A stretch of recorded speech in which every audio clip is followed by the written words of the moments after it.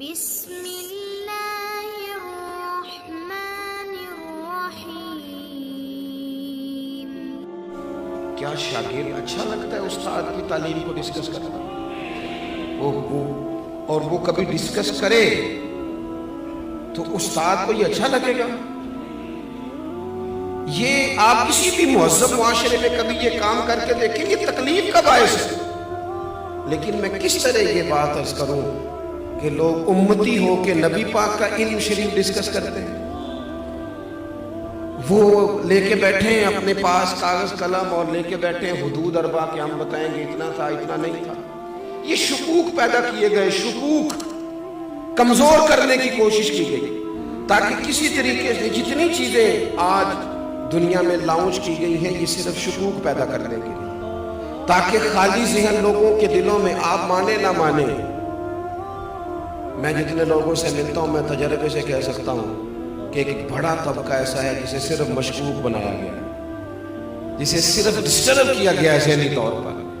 وہ لوگ جو بڑے محبت سے بڑے شوق سے کوئی درود شریف پڑھ رہے تھے، انہیں آگے کہا گیا یہ والا تو پڑھنا ہی نہیں چاہیے، وہ کب سے پڑھ رہا تھا۔ مشکوک کرنے کی سازش کی گئی۔ اسی طرح سے ایک بندہ مرزا غلام قادیانی، اچھا اعلیٰ حضرت نے جہاں بھی لکھا ہے غلام احمد قادیانی نے لکھا، مرزا غلام قادیانی، بس اس کو تیار کیا گیا۔ آپ دیکھیں کیسا بیوقوف آدمی لانچ کیا گیا مارکیٹ میں۔ وہ آیا پہلے سادھو بن کے، وہ ہم دم کرانے بھی تو جس کے مرضی پاس چلے جاتے ہیں نا، یہ بھی کوئی کرائیٹیریا نہیں جی۔ یعنی وہ بابا جی سادے ہیں جی، کیوں سادے؟ کہتے ہیں نہائے نہیں مہینہ ہو گیا۔ میں نے کہا سادہ ہونا گندا ہونا ان میں فرق ہے۔ سادہ تو وہ شخص ہوتا ہے جس کو کوئی مہنگے کپڑوں کا شوق نہ ہو، کوئی مطلب اسے پروٹوکول کا شوق نہ ہو۔ سادگی کا کیا مطلب ہے کہ بندہ منہ نہ دھوئے؟ یہ کہاں کی سادگی ہے؟ تو پہلے کبھی وہ سادھو بن کے آیا، کبھی کچھ بن کے آیا، پھر اس نے نا چونکہ باقاعدہ وظیفہ خور تھا، اس نے پھر عجیب و غریب دعوے شروع کیے۔ اس نے کہا معاذ اللہ میں نبی ہوں۔ اور آپ کو بتاؤں یہ علماء کے لیے بات انوکھی نہیں تھی، کیونکہ رسول کریم نے فرما دیا تھا، محبوب نے پہلے ہی سمجھا دیا تھا، فرمایا 30 جھوٹے لوگ ہوں گے جو دعوی نبوت کریں گے، اور 2 تو حضور کے ظاہری زمانے میں ہی آ گئے، ظاہری زمانے میں آ گئے۔ تو یہ حضور نے، اب اس نے کیا کیا؟ اس نے کہا میں نبی ہوں، پھر عجیب و غریب تعویلات کرنے لگا۔ وہ لوگ ڈھونڈ کے لاتے ہیں نا چیزیں اپنی مرضی کی، آپ جس کے پاس بھی جائیں وہ دلیل رکھتا ہے، جس کے پاس بھی جائیں وہ کوئی نہ کوئی اس کے پاس کہانی ہوتی ہے، سٹوری ہوتی ہے۔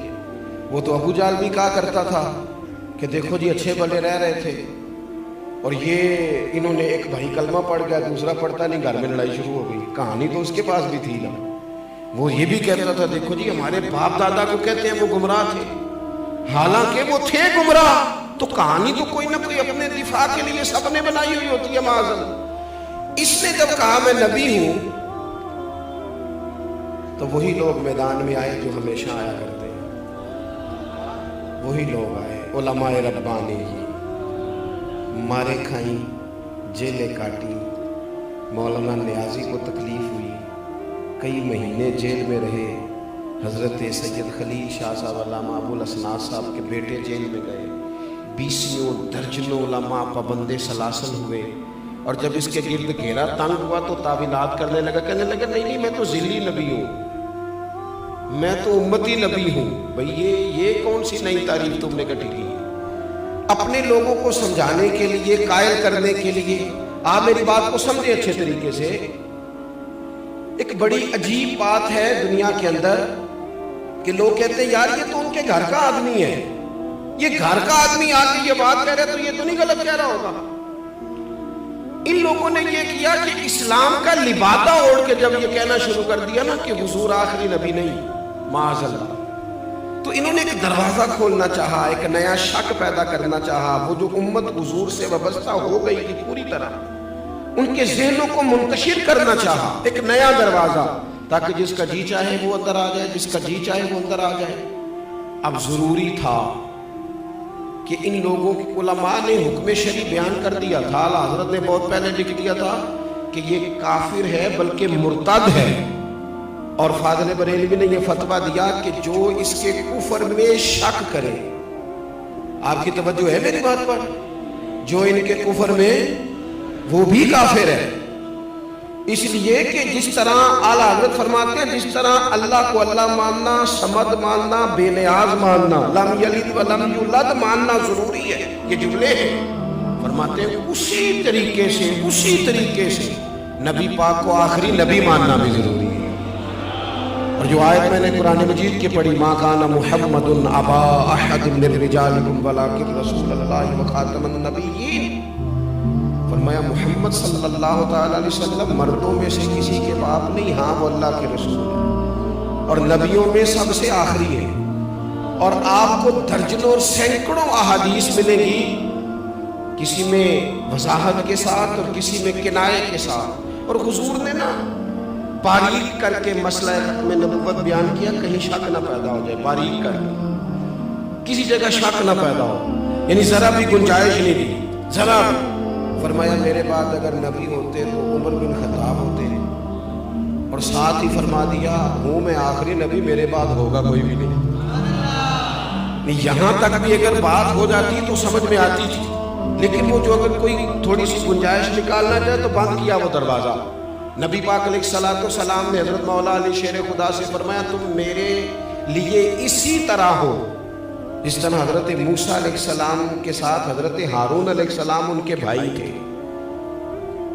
کیونکہ حضرت ہارون بھی نبی تھے، حضرت موسیٰ بھی نبی تھے۔ اب محبوب کریم نے اس دروازے کو فوراً بند کیا۔ یہاں تک بھی بات ہو جاتی تو امت سمجھ جاتی کہ یہ بھائی بھائی کی تمثیل ہے۔ حضور نے ایک اور مقام پہ بھی کہا لی میرے بھائی ہیں دنیا اور آخرت میں، لیکن حضور نے انہیں کہا ہے، انہوں نے نہیں کہا نبی پاک کہ بھائی ہیں، انہوں نے جب بھی کہا یا رسول اللہ ہی کہا ہے۔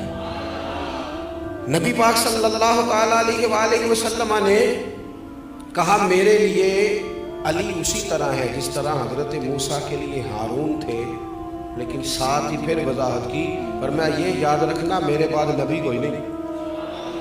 یعنی یہاں کوئی آدمی اگر یہ تعویل کرنے کی کوشش بھی کرے کہ دیکھو کیا بیان ہو رہا ہے، تو وضاحت کی، اور درجنوں جگہ پہ محبوب پاک علیہ السلام نے اس کی مکمل وضاحت کی، مکمل۔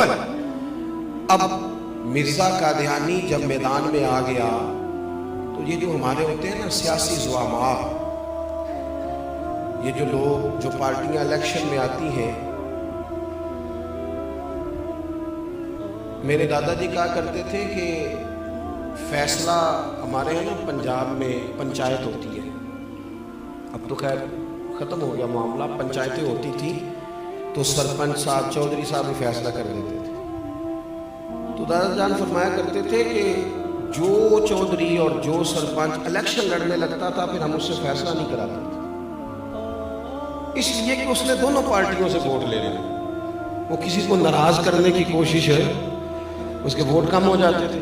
ہم اس سے فیصلہ نہیں کرایا کرتے تھے، ہم وہ والا سرپنچ ڈھونڈتے تھے کہ جو فیصلہ تو کرے لیکن اس لالچ میں نہ پڑے کہ اگر میں نے فیصلہ کسی کے خلاف کر دیا تو پھر وہ مجھے ووٹ نہیں دے گا۔ سیاسی زعماء کا یہ مسئلہ ہوتا ہے کہ انہوں نے لینے ہوتے ہیں ووٹ، کسی کمیونٹی کو ناراض نہیں کرنا چاہتے، یہ چاہ نہیں رہے تھے کہ ملک کے اندر قادیانیوں کو اقلیت قرار دیا جائے، چاہتے نہیں تھے سیاسی زعماء، الا ماشاءاللہ کچھ اچھے لوگ بھی ہمیشہ ہوتے ہیں، چاہ نہیں رہے تھے۔ پھر علماء کو جدوجہد کرنی پڑی۔ میں چھوٹا ورکر ہوں دین کا، شاید جتنے لوگ کام کر رہے ہیں ان سے سب سے چھوٹا میں ہوں، اور یہ عاجزی کے طور پر نہیں کہتا، میرا یہ حسن سن ہے کہ میں نے زندگی میں بڑے بڑے مخلص لوگ دیکھے ہیں، جب ان کا کام ہم دیکھتے ہیں تو محسوس ہوتا ہے کہ واقعی ہم لوگ کمزور ہیں، ہمیں بہت کام کرنا چاہیے۔ آج بڑے وسائل ہیں، اپنی بات پہنچانا بڑا آسان ہے، لیکن جب پلٹ کے وہ زمانہ دیکھتے ہیں نا جب یہ مشترکہ تھا ہندوستان پاکستان، حکومت انگریز کی تھی اور قادیانی کے خلاف تحریک چلانی تھی، تو کتنی جد و جہد کرنی پڑی اعلیٰ حضرت فاضل بریلوی، کتنی کوشش کرنی پڑی پیر جماعت علی شاہ صاحب، اور شہزادے ہیں حضور غوث پاک کے پیر میرے علی شاہ۔